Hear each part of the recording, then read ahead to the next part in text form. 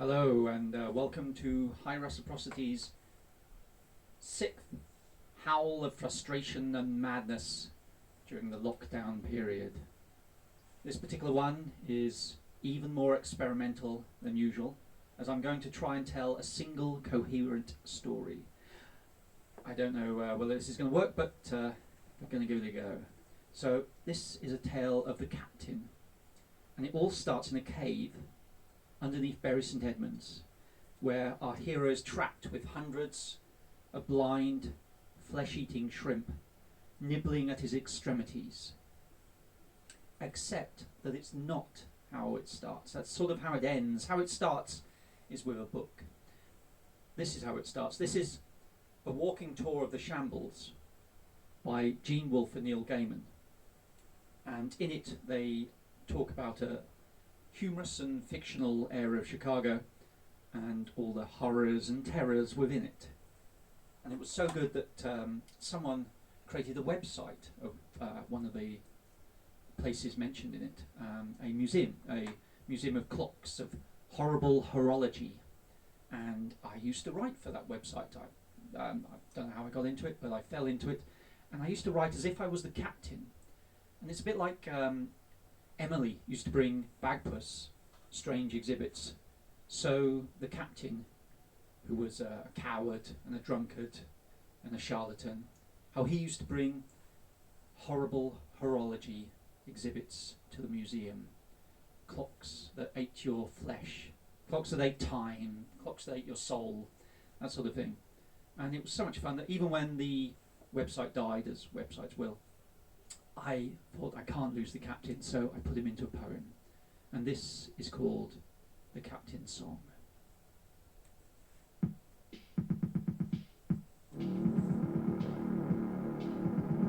She's gone now, and left me all alone. The phone is deathly silent in a house that's not a home. And memories of Sophocles are feeding my poor state.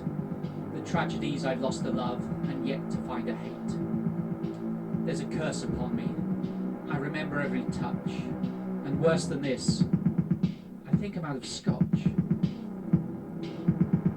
They're coming. From where I do not know. But they have unnatural appetites for human blood, and so, with mandibles and tentacles and hexadactyl limbs, they're waiting in the spaces in my skull and under skin. I'm afraid to move. I can only watch. Worse than this, I think I'm out of scotch. It's dark now, or else my eyes are blind. But still, I find I feel them. They're waiting now behind every piece of furnishing, harrowing and fierce. Eyes like milky planetoids, hands like racks of spears, wrapping round my ankles, then crawling across my crotch. And worse than this, I think I'm out of scotch. It's bad now, but I bested much worse. I traversed in various vehicles, but I still resist the hearse. And confidence, intelligence, and holy words and flame have held back many entities, surely half as tame. I fire a few rounds, but fear the last shot'll buy me little time. But I found another bottle, so everything is fine.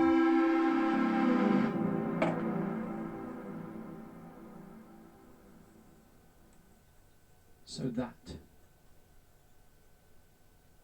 was the captain's song. And I enjoyed the captain so much I thought I couldn't let him go, so I put him in a story. This is called The Lost Souls of the Asylum, and there's a short story in here called The Room for Improvement. You last heard from me via Morse code, trapped beneath the ground in Bury St Edmunds, scratching and tapping my dispatches to unseen agents above me, having previously been abandoned by my perfidious colleagues during our search for St Thursey's flying clock. Many months in a cave lit only by phosphorescent shrimp-like creatures, eating only phosphorescent shrimp-like creatures, and singing rude songs accompanied by the gentle humming of phosphorescent shrimp-like creatures, is apparently enough time to work out a new theory of the universe. This new sophism begins with the absolute law that a group of horologists should never attempt to work together. as their metaphorical watches will always read different times. And besides, most of them are backstabbing bastards. In the 6th century China, Bodhidharma learnt the meaning of life while spending 9 years in a cave. I too haven't wasted my time and have learnt to synthesize a quite decent liqueur, using only fresh spring water and the fermented shells of phosphorescent shrimp-like creatures. But it's good to be back on terra firma after my enforced holiday in Subterra Fermenta, and I'm overjoyed that you've agreed to support my paranormal theosophical investigative practices. When I first reached the professor's abode, it was getting quite late, and I thought that my eyes were deceiving me like enemy spies in an ally's face. There was no 97 Cedar Road. The address I had been furnished with was fraudulent.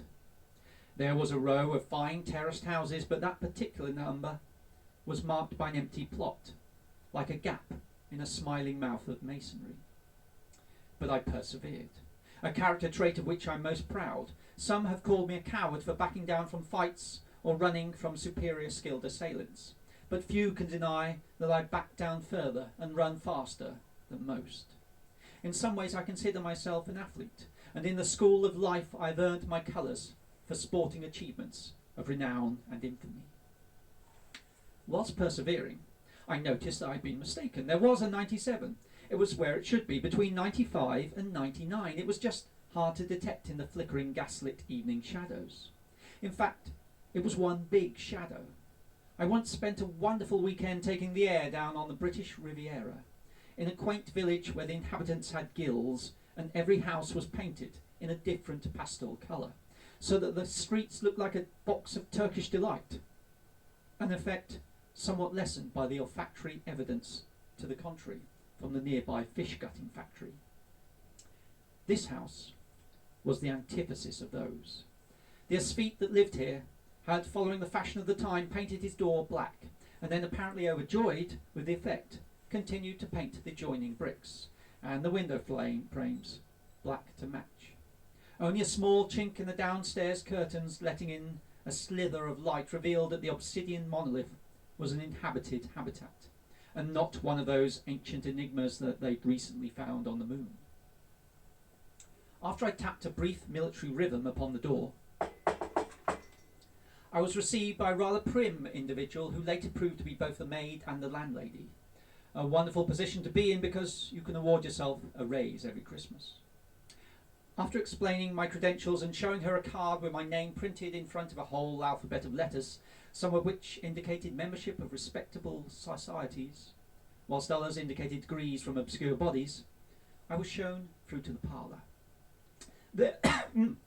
There I lulled Mrs. Courtney, the aforementioned prim individual, into conversation with such a level of charm and that few would have been able to resist.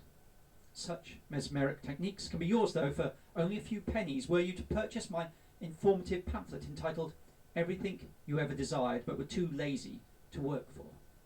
Copies are available from all good sources. One of the possibly important facts that I gleaned from our dialogue was that the Professor's will and testament, should the authorities upgrade this missing person to presumed dead, referred all of his wealth to the lady before me. A motive, perhaps, for murder? Surely only a cad and a bounder would suspect a member of the fairer sex of such mercenary acts. I subsequently noted my suspicions in my leather-bound notebook. The second fact that I noted was that the black-painted exterior of the house was not an indication of the level of mourning that the singular staff had entered into. It had been painted that way several months ago on the persuasive insistence of her now absent lodger. Friends and bribable allies at Oxford and Cambridge had previously furnished me with a quick biography of Pendlebury, and I knew his last official work had been for the government, as one of the boffins involved in the creation of a weapon made from light beams or some such piece of scientific romance. But it now appeared that his work on light had led him to a very obvious and dangerous new field of inquiry, namely the study of darkness. There were now 3 pieces of information that I, with my intellect sharper than the first pint of cider that Eve poured for Adam, was in search of. Firstly, where was the last place the professor was seen? Secondly, where was the professor's laboratory? And thirdly, when would the landlady notice that my glass had been empty for the past 5 minutes? There are theories that true black still doesn't exist, and all is just dark shades of browns and blues. There is another theory that black should not be considered a colour at all, as it is in fact the absence of colour. This was the professor's obsession. How black could you make something? Could you void all colour, all light from anything or any place in this bright and beautiful universe? If God created all things bright and beautiful, it is no wonder that the creation of darkness could lead to something more sinister. The professor was an obsessive, and that seldom leads to happy endings. If he were a smarter man and followed my recommendations for well-being as laid out in my well-received pamphlet, Apathy, the Cause Not Worth Fighting For, then he might have moderated his obsessive nature with a healthy streak of indolence.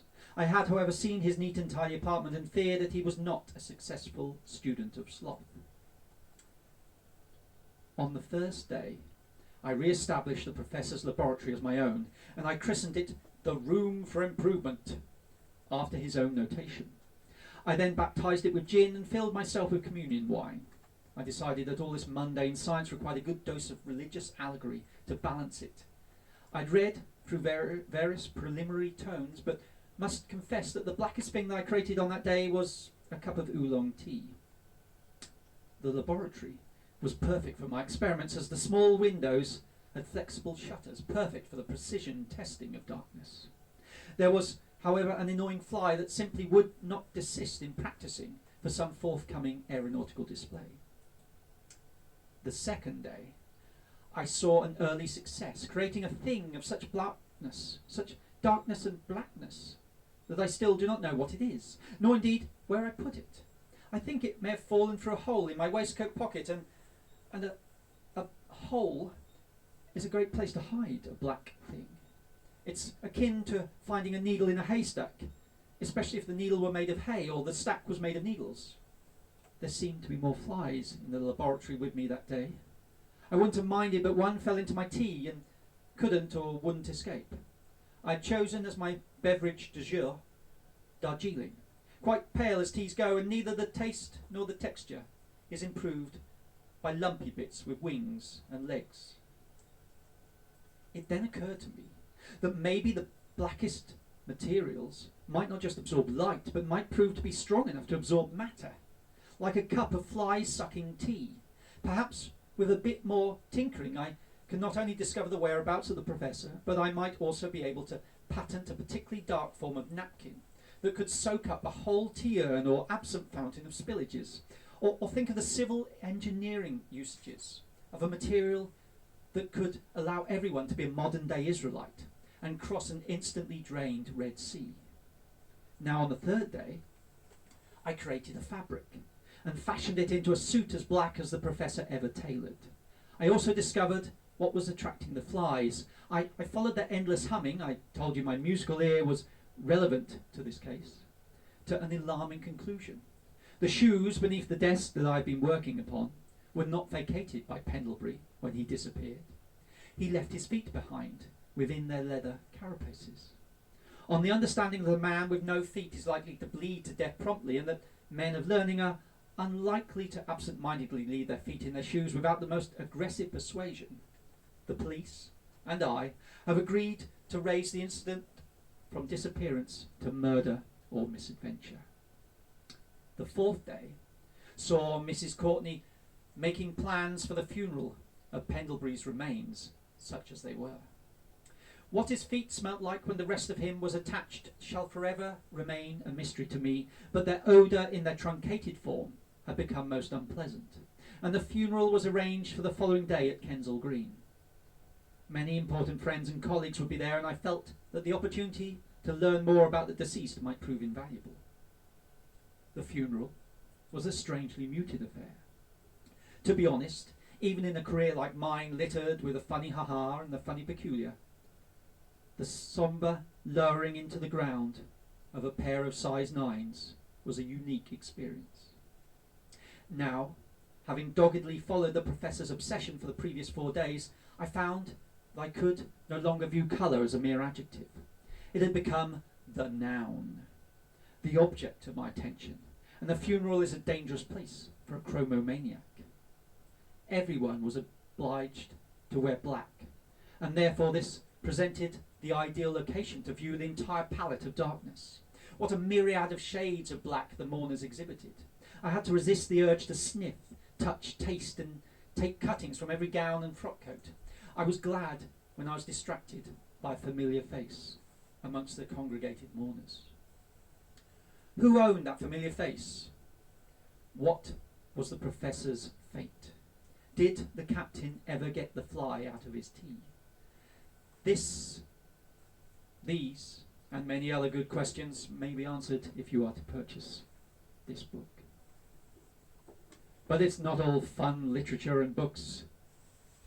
It also is poetry. After that particular tale, I thought the captain needed an enemy. He needed someone to fight him. And I thought, what sort of enemy would he have? He'd obviously have someone different, someone devious who hated him. And I thought, what about his own butler? It was obvious. What's less obvious is the occult significance of the word station, repeated 6 times in a 3-minute poem. But poets are peculiar and strange creatures, so here we go anyway. My master requires that several steep fires are maintained in the grates at all times, and he loses his patience at broken pen nibs and shoddy station, airy of all kinds. For he must write his prose about the life that he chose, that raised him to fame and great stature.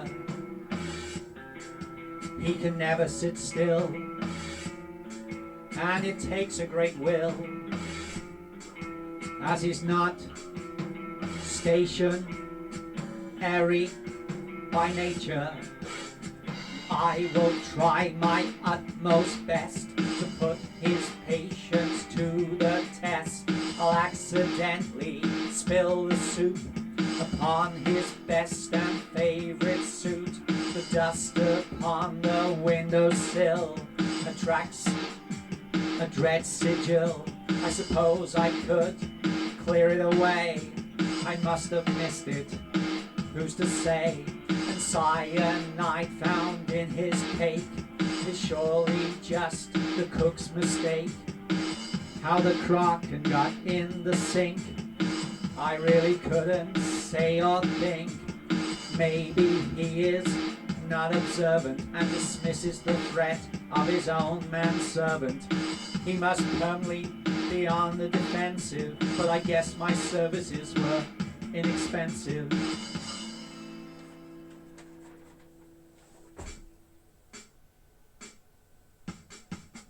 For instance, you know of the great tale of woe, when he was trapped in a cave, in a mess, and his only relief from boredom were teeth of the cross stations that were eating his flesh. And he fought to the grave, the dread shrimp of the cave, but lived to escape at great cost. As before he was saved, he confessed that he prayed to each of the stations of the cross. In the cave in bad health, he wept like a whelp, though in the official tale He does deny this, and he asked that I swore that I'd mention it no more, and at my station in life I'll not try it on a train to the north. I ponder the worth of my master as I deliver his tea, and the psychological damage of a prawn salad sandwich from King's Cross Station continues to depress him and amuse me. That's all I know of the cat.